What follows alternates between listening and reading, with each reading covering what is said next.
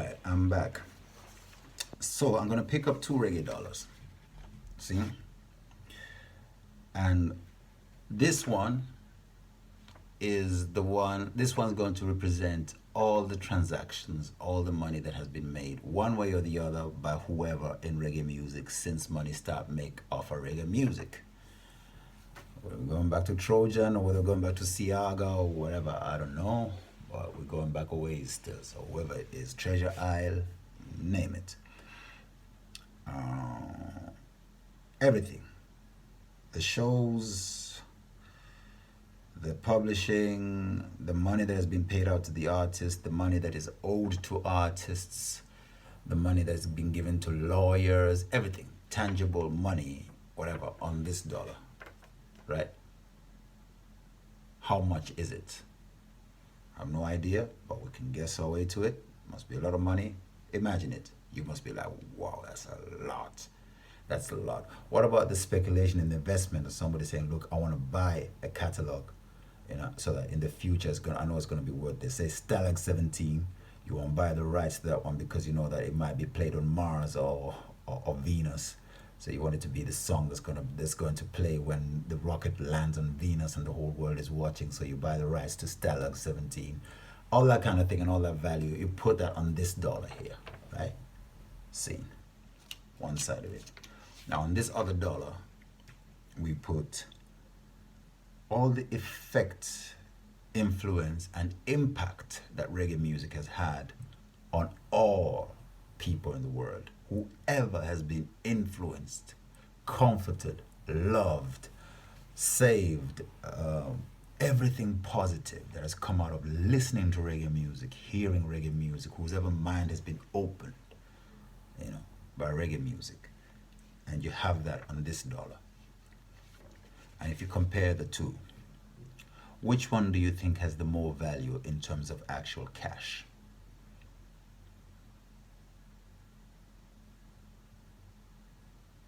I would go for this one.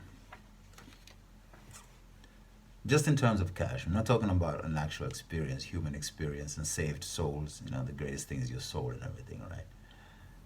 But just in terms of life, comes to my mind is this. You see this one here? You know what it represents with all the things that is there that you can get from the money and everything? You know what it represents? It goes like, money in my pocket, but I just can't get no love. Sonia says she's coming, but I don't believe a word she say. Suspicion, unfulfillment, working against each other, backstabbing, betrayal. Money in my pocket, but I just can't get no love.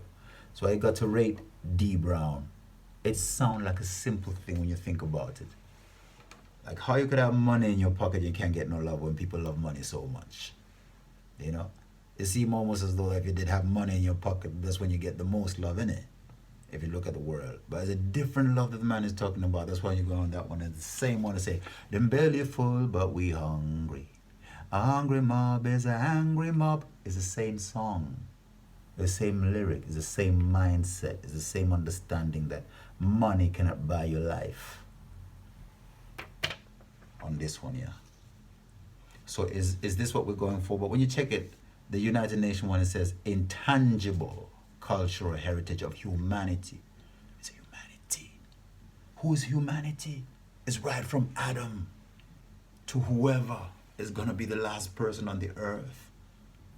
In all directions, that's who humanity is. Intangible cultural heritage of humanity. Now, I know the list, the UN list is long. The list that reggae is on is long.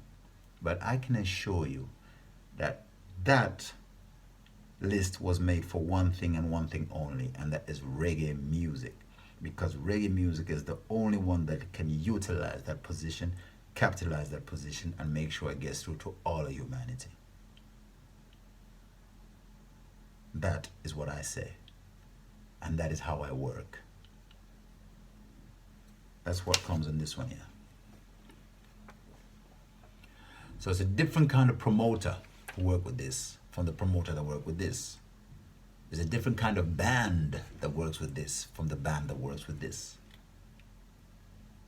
You see? So for those who work with this and for those who work with this, what I create is CCSR, Comprehensive Corporate Social Responsibility. And we are so much on our way on creating it here in Copenhagen right now. It's in the letter to UNESCO, and it is on its way right here in this hostel that I'm making this video from. And on Sunday we're going to have a concert to fulfill that. And I'll talk more about that in the context, not context, man text or up text. We don't con nobody. I'll get into that more, but right now let me deal with the ministerial issues, because I know that when I check the minister, the prime minister, when I check the minister at these functions, listening to what everybody's got to say, you know, what Ras Michael's got to say, what Muta Baruch has got to say, everybody, Luciano, whoever is talking about this issue, Buju Banton, Queen Africa, you know, listening to all the eyes them as they address the ministers and as the ministers create these cultural events and structures to meet the musicians halfway and everything, and just say, look upon your children. And I can't help but love both sides and say, well, look at them, love it. And Jamaica's beautiful. I did see the video of the Jamaican police dealing with the domestic issue to bring the band right out and sing in front of the people. See policemen just singing some Alton Ellis, and it's like, whoa, I love that. I love that because it's such a celebration. It shows I and I that really, you know, is the way forward, right?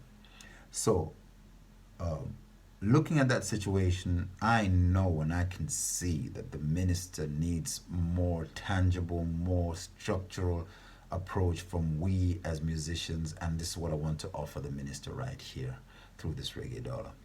On my page, you're going to see there's a part, because through my system, you can employ Reggae Dollar agents to sell the Reggae Dollar, which means that we can give jobs to youth right across the world, in Europe, in England, in America, travelers, backpackers in a hostel like this. It means you can give a traveling job so that backpackers are traveling up and down the country at the same time selling Reggae Dollars, making an income, which means that they minimize the expenses.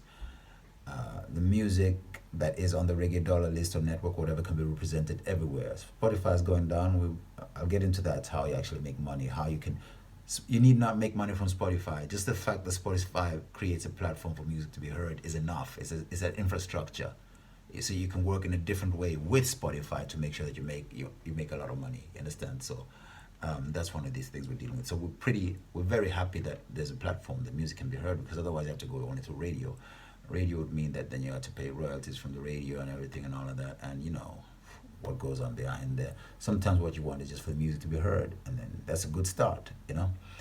Anyway, Spotify in the background, Reggae Dollar agents in the foreground, and if it catches on, it just won't be Reggae Dollar, it'll be Blues Dollar, Metal Dollar, Hip Hop Dollar, whatever rocks your boat. I don't care. My point is humanity must come out of poverty right now. You understand? We don't want no war. Give everybody prosperity so that the soldiers say, I don't need this gun. You understand? Drop the gun. Seen?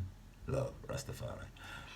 You will see now in the part that is called the Urban Hostel Reggae Dollar on my website. That setup basically shows you where I'm at right now. And you will see how the sale of a Reggae Dollar is distributed in percentages. Then you are in the publishing realm now, you know. It's like a publishing. And I have made the design on the background of the Black Star Line. Good old Marcus Garvey. Yeah. And you check it, you see the songwriter would get 10% as usual. That's how publishing works. Nothing wrong there. The Reggae Dollar agent gets 15%. You might think they should get less. I think no. Because they're only an agent and they can't make more than be an agent. The songwriter can make more from shows and from CDs. You see what I'm saying? So it's only fair that these ones is a one. It's almost like it's a one-time payment increment for them, depending on how many they sell. The songwriter gets, according to plays and everything and all of that. So 10%. It's a 10% of more, and this is a 15% of less, really, when you talk about the money. And here you're gonna talk about the endorser. That is a quantity or quality that I put there because I know there's another instance within the framework which at this moment we could say is intangible. But it could be anything. That could be the hostel, that could be the airline, it could be the hotel, it could be anything, but they're there to really facilitate this whole structure. And it's within that framework that which have the Spotify or whatever platform working. They get a 15%. So that leaves 60%. Where does the 60% go? The 60% is the most important because that's where you have the game changer. As far as these other parts here, that structure is more or less in line with the rest of publishing, and it is easier to pursue. We can make sure people get out of their publishing because we control it, and the artist must be satisfied with that. But the artist starts to benefit from the 60%. A Reggae Dollar agent also benefits from the 60%, as does the endorser. That's why we make sure the 60% is the biggest one. But who controls the 60%? The women of the world control the 60%. That's why it's called Cool Mom Records. Okay, so what is needed for this 60% control, this control of the 60% of the Reggae Dollar market, is a constitution created by women, giving them the power to exert their influence beyond the home, giving the power to exert their womanity into all other areas so that the world is run more by the sentiments and the needs of mothers. Giving them the power to say to their sons, I don't want you to be in the army. And I've talked to the mother of the enemy, and they don't want their son to be in the army either. Come back home, we can pay you, we can take care of you, you can live good. Because we have 60% of the Reggae Dollar market. Now, if you were to imagine that Cool Mom Records or any other instance that comes up, that's my idea. But I've heard of women who are now, there's a production company from the United States now, which is owned 95% by women. It is real, it's happening. It's not a dream like mine. It is real, it is happening. If they were able to mobilize all the women in the world to support them simply because they're women, and if they were able to say to them that, look, pay a monthly membership of $1, you're talking about $3.5 billion every month coming in. Now that's some heavyweight. That is enough money to push your weight around on the financial market any which way. Whether you're talking about insurance companies, banks, loans, you name it, student loans, you name it. That kind of money, that kind of collateral is enough to make everybody stop up and say, listen up, what's going on? Oh, is it Cool Mom Records? Is your loan guaranteed by Cool Mom Records? Also, what's your Cool Mom Records number? The bank says, no worry, we'll give you the loan. Because they know Cool Mom Records is guaranteeing the loan. You see? So that's why I'd like for that to be 60%, because through the 60% you can address most of the poverty in the world. And that's really the whole objective of what I want to be doing. See? Blessed love, Rastafari.